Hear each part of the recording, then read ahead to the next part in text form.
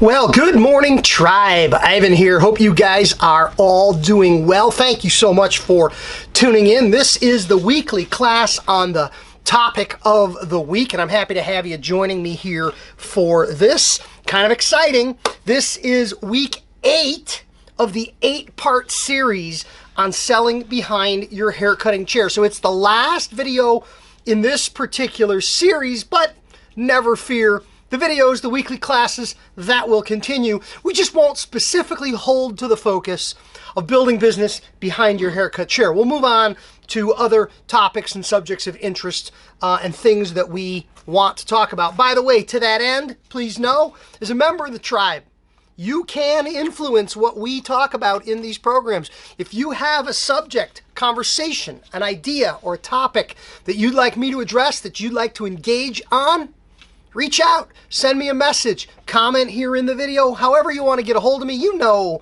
how to get a hold of me. You can pick a topic, you can pick a series, and we'll dig deep on that. So we're going to go to week 8 in just a minute, but before we go there, we go here.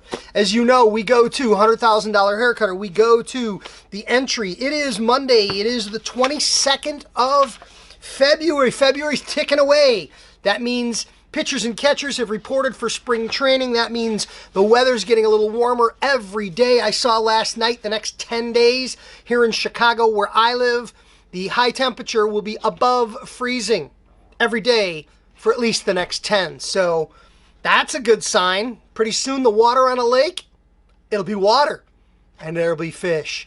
I'm looking forward to it. February 22nd, day 53 of the year, 312 days remaining in the year. And the expression or the tip today is guard your guard. Guard your guard, a clipper tip. This is about the idea when using snap-on attachment guides or guards, having a fingertip on the corner of the guard or a finger underneath the guard or fingers in contact with the guard. As I always say, halfway up some guy's head, when the guard pops off, you're now having a bad day at the office. You are responsible for what happens at the cutting end of the tool at all times. Guard your guard, that little notion of having contact with the guard to know that it is safe and secure. And a little footnote here, these are plastic. They make them for pennies, and they're cheap. And the good ones are ABS and they're fairly rigid and they hold their shape and form really well, but sometimes the teeth on the inside that hold or secure the guard can wear. Sometimes the clip can get a little stretched or worn. They can get loose and wiggly. A wiggly guard is a dangerous guard. For the pennies they cost, throw them away and get another one. Don't risk goofing big time on a haircut. Guard your guard. The moral of the story, you are responsible for what happens at the cutting end of the tool at all times. Fairly straightforward. It's a clipper tip. And it's worth noting today. $100,000 Haircutter. As a member of the tribe, you get your tip digitally every single day on the Patreon community page. You also get every single week the bigger and the big marketing tips. Those are part of your online membership in the Patreon community. You're getting them for free. If you already own the books, great. If you don't own the books, you don't need the books because you're getting the content automatically as part of your membership. And I thank you so much for being a member of that online community with us here. All right, let's get into the topic of the week. This is, we called it in the podcast season 2. We'll call it episode 8, but it is 8 in an 8-part series, building business behind the chair. And we'll kick it off with the phrase, you've heard me say it. If you haven't, here you go. If I say it, you may doubt me. If I say it, you may doubt me, but if you say it, surely it must be true. If I say it, you may doubt me, but if you say it, surely it must be true.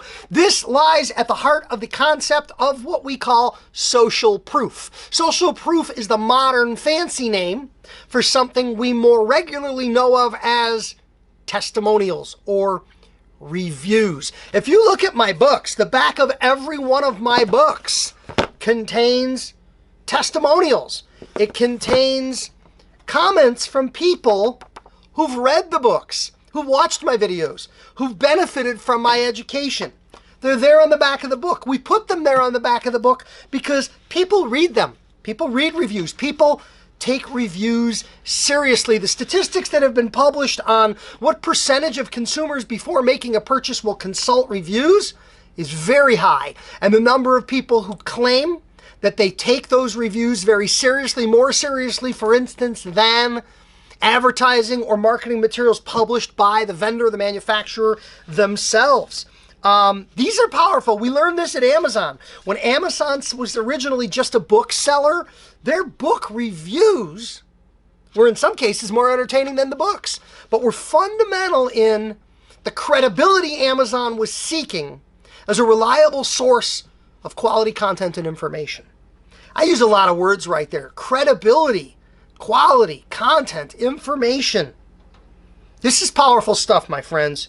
You need to solicit reviews. Now, this topic of the week series, this 8-part series, was on things you could actively do behind your chair to build business. And posting reviews, I don't think one would consider that active. And that's a fair claim. So before you call me out on it, understand where I'm coming from. Where I'm coming from adding this to the list is reviews just don't happen. You can have reviews on Yelp and on Google or TripAdvisor, and sure, people will go on there and post reviews. But if you sit around waiting for the reviews to happen, you may wait a really long time and you may not get the raving reviews you want from those people who are the happiest with you. You may get the reviews from the grumblers. The Karens might find their way onto the reviews. I think it becomes active when we talk about how important it is to ask for these reviews, to aggressively pursue these reviews, to request of people, hey, would you do me a favor and post a review? The greatest tip you could give me would be a positive review on my Google page, or on my TripAdvisor page, or over at Yelp, or on my own website if I have that. The reviews, the quotes, the testimonials on my books, those didn't happen by accident. I reached out to people who bought books, people who attended programming, and I said, hey, I asked straight up, hey, I need some testimonials for the back of my book. Could you give me a couple of sentences? You'd be amazed what people will do for you. People want you to succeed. People want to support and help you. And asking for reviews is a great way to go about doing that. But you've got to be proactive. You've got to email them the link. If you have a newsletter, email the link to your review spot or to your page. Make it easy for people to offer up these testimonials. A request in a newsletter, maybe an email that goes out to your email list saying, hey, I'm looking for a couple of reviews. Offer me up a couple of sentences. Now, please understand, not everyone who writes a review is an author. Not everyone who writes a review is a wordsmith. It's okay to clean them up a little. As long as you don't change the spirit, the intent, the mood, and the factualness of the statement, you can mop up a review a little bit. You can lop off half a sentence, clean up a sentence. You can fix the grammar in a review. No one has an issue with that. That's not wrong. It's not deceptive, and it's not morally inappropriate. It's perfectly okay to tidy them up a little bit when you go to use them so they reflect the spirit of what this person is saying so that they can be presented in a professional manner, because you won't always get things that are worded as best they could be. I do want to mention compensating for reviews. I don't believe you pay people for reviews. I do not believe you pay money for reviews. No, no, no. But I do think it's okay to offer some incentives. Hey, throw a review up on my Google page and I'll give you a free conditioning treatment next time you're in the shop. Nothing wrong with that. Hey, can I ask you to email me a couple of sentences as a review of me and my business, and next time you come in, I got a sample, a hair care product sample as a thank you. Thank you gifting for reviews, no problem. Whether it's products or services, totally legit. Just don't give away money. Money makes it feel wrong. Money makes it feel a little bit icky. Now, one of the questions is, what do you do with these great reviews? Now, I mentioned I put them on my books. I put them on the back of my books because that's a platform that I have that I can use. I think the greatest use of reviews today is in your social spaces. You can tweet reviews. Say, hey, just heard this from, and you'll notice with the reviews, I don't spell out somebody's name. There's one here, KW. I know who that is. That's someone whose first name begins with K and last name begins with W. But I don't have their name listed there. They don't necessarily want the name like that. I've got one here. I've got their initials, DM, Daytona Beach, Florida. I've got their initials and their town, but not their name, as a way of being respectful of posting them out there. But tweeting your reviews, perfect opportunity. Maybe putting reviews together in little slides and building a YouTube video. Why not? Using those slides on your Instagram. Absolutely. I think where reviews are sound bites, I think TikTok and Snapchat that have these limits on time that are sort of short and punchy are perfect for these kinds of things. Those platforms are ideal. You know, have you ever seen, I think Jimmy Fallon does it on The Tonight Show, but I've also seen them online in other places where they have celebrities reading tweets about them. Usually they're tweets that are really negative and really nasty, but they're funny to watch. When you see a celebrity reading somebody saying something horrible about that celebrity, do you know why they do that?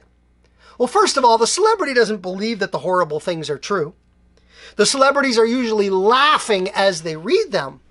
But those negative reviews and their sense of humor for how they interpret them really makes them approachable. It makes them real. It makes them human.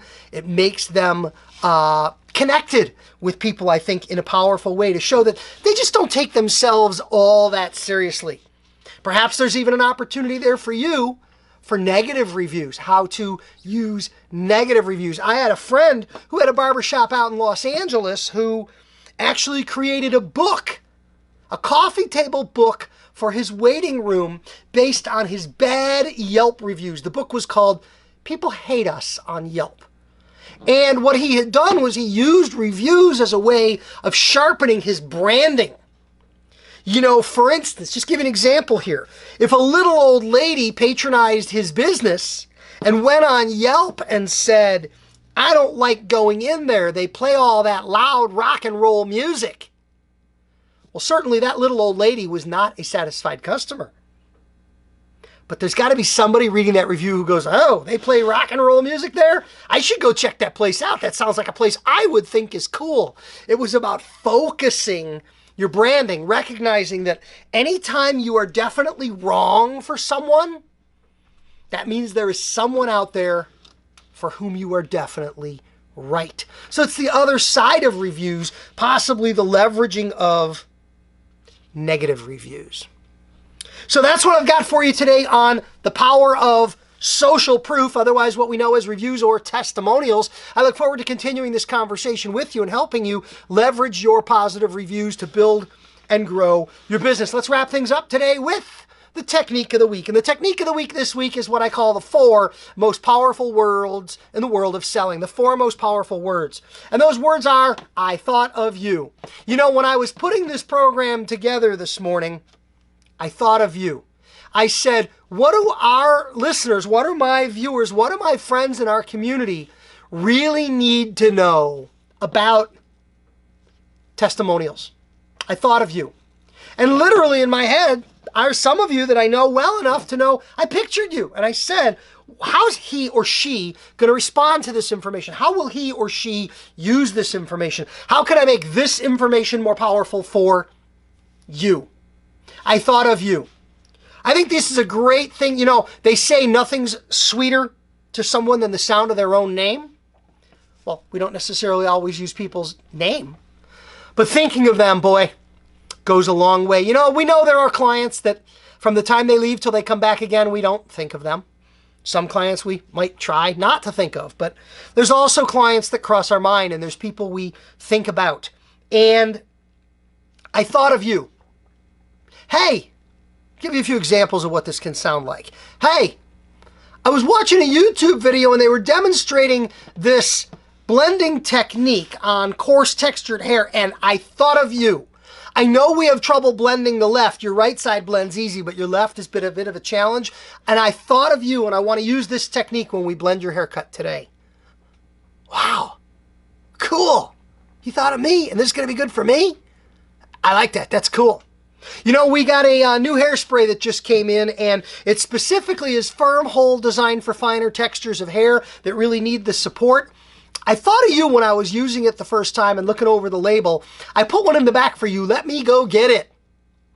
This is a powerful technique. I used to do this in my shop. When we ordered a new item, I would order 2 dozen. I would order 24 pieces. 12 went on the shelf up front. 12 went in the office and back with a pile of Post-it notes. And yes, I would write someone's name on a Post-it note and stick it on a can of hairspray, waiting for their next appointment. Sometimes I wouldn't think of them until they walked in the door, and then I'd go, that hairspray's perfect for them. And I'd go in back and I'd write out the Post-it note and stick it on the can as I brought the can out front for them. That's legit. That still works. Never ever, and we know this rule, never ever recommend or suggest or sell anything to anyone that's not right for them. But when something is right for someone, I thought of you. It can be a powerful, powerful selling technique. Thank you so very much for watching today. Like, comment, share. What else can we tell you? Visit the online community. Reach out to me for help. Let me help you build and grow your business. Let's get going, getting growing. We'll see you again next time. Thanks for watching, and have a great day.